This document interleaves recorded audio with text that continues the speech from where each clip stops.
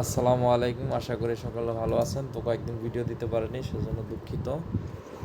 তো যে 49তম যে স্পেশাল বিসিএস সার্কুলার, ভাবলাম যে একটু চেষ্টা করি যে আবেদন করার জন্য। তো দেখতে পারতেছেন যে 4 বছরের গ্র্যাজুয়েশন মানে স্নাতক ডিগ্রি লাগে। তো এর নিচে যাদের যোগ্যতা,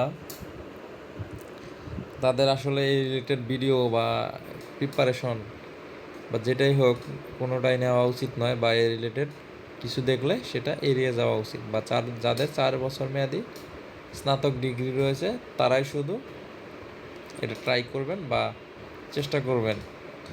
তাছাড়া আমার মতো যদি ভিডিও বা কন্টেন্ট ক্রিয়েটর হয়ে থাকেন, সেক্ষেত্রে আপনি একটু নাড়াচাড়া করতে পারেন। যেহেতু আমার যোগ্যতা নেই বিসিএস বা অন্যান্য সরকারি চাকরিতে আবেদন করার জন্য, 4 বছর মেয়াদি যে স্নাতক ডিগ্রিটা লাগে সেটা আমার নেই। তো সেই ক্ষেত্রে আমি কোনো ধরনের চাকরির প্রিপারেশন নিচ্ছি না আপাতত। কোনো ধরনের চাকরির প্রিপারেশন আমি নিচ্ছি না। তো সেই ক্ষেত্রে আমি বলবো, যাদের যোগ্যতা রয়েছে তো মানে তারাই আপ্রাণ চেষ্টা করেন। তো আশা করি আপনাদের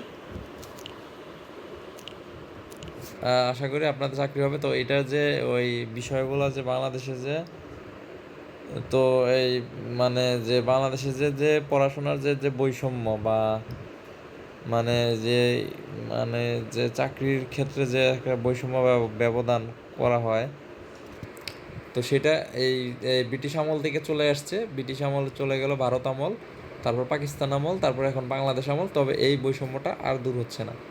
আশা করি এই বৈষম্যটা সামনেও দূর হবে না, এটা চলবেই। যাদের মানে যোগ্যতা আছে তারাই আপনারা চাকরি বাকরি করেন, আর আমাদের যাদের যোগ্যতা নেই আমরা ভাই বেকার ঘুরে বেড়াবো, সমস্যা নেই। তো এতে আমাদের দেশের জন্যই ক্ষতি, কিছু করার নাই। এটা ইচ্ছা করে একে ক্ষতিগ্রস্ত করা হচ্ছে। তো সেই ক্ষেত্রে আমি সেজন্য কোনো জব বা কোনো চাকরির প্রিপারেশন নিচ্ছি না।